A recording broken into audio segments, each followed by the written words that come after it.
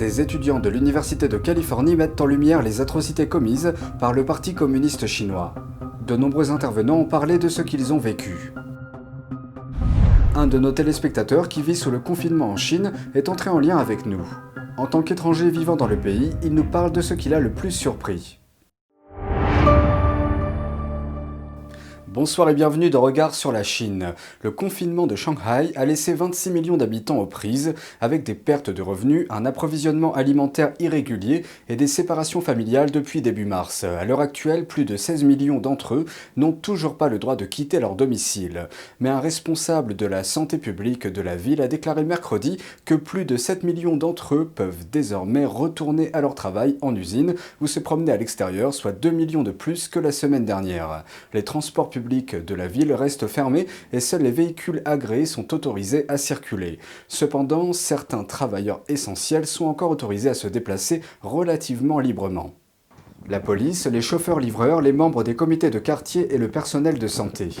Mardi, Shanghai a signalé plus de 16 000 nouvelles infections, toutes asymptomatiques et locales.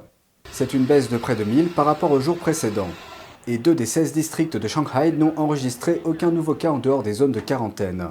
Mais étant donné que le régime chinois a l'habitude de ne pas déclarer tous les cas et de manquer de transparence, le nombre réel pourrait être bien différent. Maintenant, nous aimerions partager l'histoire d'un de nos téléspectateurs qui nous a écrit en tant qu'étranger vivant en Chine sous le confinement.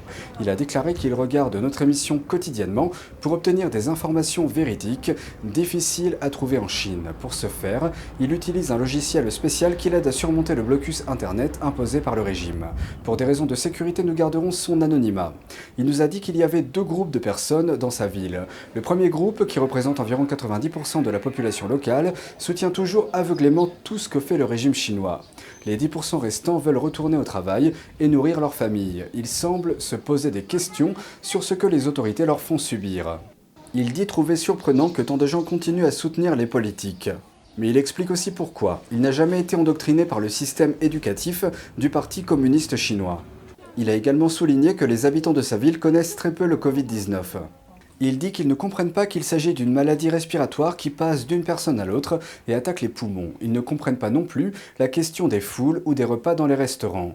De plus, ils ne savent pas que les vaccins fabriqués en Chine sont jugés moins performants que les doses fabriquées à l'étranger. Ils pensent que le manque de connaissances sur le Covid-19 est intentionnel car les autorités ne veulent pas que les gens réfléchissent trop aux origines de la pandémie. Au lieu de cela, il dit que les autorités pensent que la chose la plus importante est que les gens fassent confiance au régime sur tous les aspects. Confiné chez lui depuis des semaines, il a heureusement assez de nourriture. Mais il dit avoir pris conscience de ce que les Juifs ont vécu pendant la Seconde Guerre mondiale. Il poursuit en disant que les habitants ne se posent pas de questions lorsque leurs voisins disparaissent et sont emmenés dans des camps de quarantaine. Il a dit qu'il était presque sûr que s'il disparaissait, personne ne viendrait le chercher parce qu'il y a une confiance aveugle dans le Parti communiste. Des étudiants de l'Université de Californie mettent en lumière les atrocités commises par le Parti communiste chinois. Les orateurs d'un événement récent ont parlé des souffrances qu'ils ont endurées tant pour garder leur foi que pour défendre les droits de l'homme. L'organisateur de l'événement s'est adressé directement aux sympathisants du régime chinois sur le campus. Vendredi dernier, des étudiants de l'Université de Californie ont organisé un événement intitulé « Les atrocités du PCC ». Le PCC, ou Parti communiste chinois, continue de perpétrer de nombreuses violations des droits de l'homme tout en les dissimulant au monde extérieur. L'organisateur de l'événement, David Chan, a déclaré qu'il avait été confronté à une myriade d'obstacles en essayant de donner une voix aux personnes prises pour cible par le PCC. À tous les gauchistes sympathisants du PCC sur ce campus qui ont implacablement déchiré nos tracts, dégradé nos affiches et protesté, je veux que vous sachiez qu'aujourd'hui vous n'avez pas réussi à empêcher cet événement, et que vous échouerez toujours dans vos efforts pour faire taire des voix et empêcher la liberté d'expression. Pour des raisons de sécurité, Chan a limité la participation à 60 personnes le 15 avril, mais l'événement a été diffusé en direct pour des milliers d'autres personnes. Le Parti communiste et Xi Jinping lui-même ont commis un génocide. Selon les estimations du Pentagone, entre 1 et 3 millions de personnes, principalement au Xinjiang, ont été placés dans plus de 380 camps de concentration dans la Chine actuelle, au Xinjiang. in today's China, in Xinjiang. Le PCC cible activement les personnes croyantes. Alors que le franchissement illégal de la frontière chinoise près de la Birmanie est monnaie courante et reste impuni, un pasteur chrétien nommé John Tsao a été arrêté pour avoir traversé sans visa. La Commission des droits de l'homme indique qu'il purge actuellement une peine de 7 ans de prison, qu'il s'est vu refuser tout traitement médical et qu'il a dû s'arracher lui-même ses dents cariées. Voici ce que le pasteur John Tsao a écrit depuis sa prison. Nous avons fait passer secrètement des poèmes. Voici ce qu'il a écrit.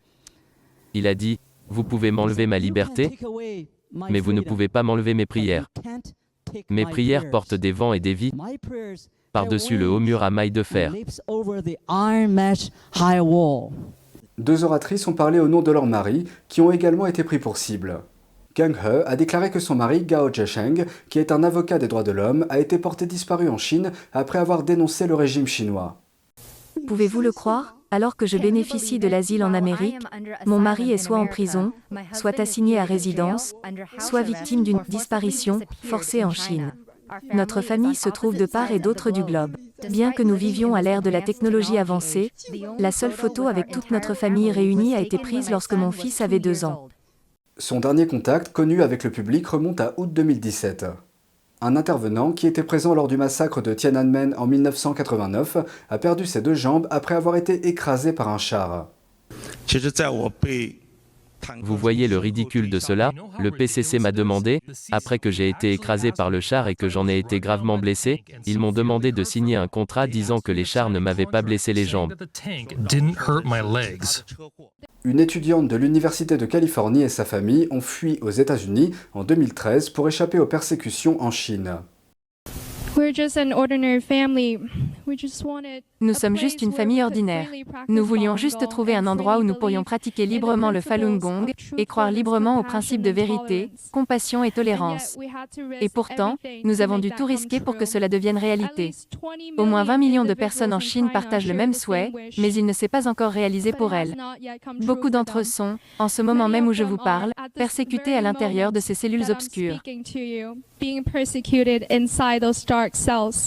Le PCC cible les gens en fonction de leur localisation, comme les Hongkongais, les Tibétains et les Ouïghours, ainsi qu'en fonction de leur foi, comme le christianisme ou la pratique du Falun Gong. Je ne peux m'empêcher de me demander, si le Parti communiste chinois est aussi fort qu'il le prétend, pourquoi a-t-il si peur d'un groupe de personnes qui veulent simplement devenir de meilleures personnes et profiter à la société? J'étais très émue. Je ne peux pas croire que ces choses arrivent à des humains dans le monde et que les gens restent si silencieux sur cette question. Comment pouvons-nous tendre la main et montrer un peu de lumière, apporter un peu de vérité, et convaincre les gens qui ne sont peut-être même pas du tout d'accord avec le communisme, mais c'est surtout la séduction et les incitations que le PCC présente aux gens. Certains des intervenants ont dit aux étudiants qu'ils pouvaient commencer par raconter l'histoire de ceux qui se sont exprimés en faisant la lumière sur les faits. Ah, nous ne savions pas ce qu'ils faisaient, et bien maintenant nous savons ce qu'ils font.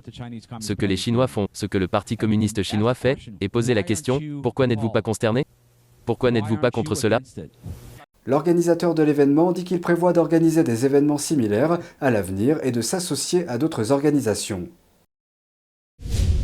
C'est tout pour aujourd'hui, merci d'avoir suivi Regard sur la Chine.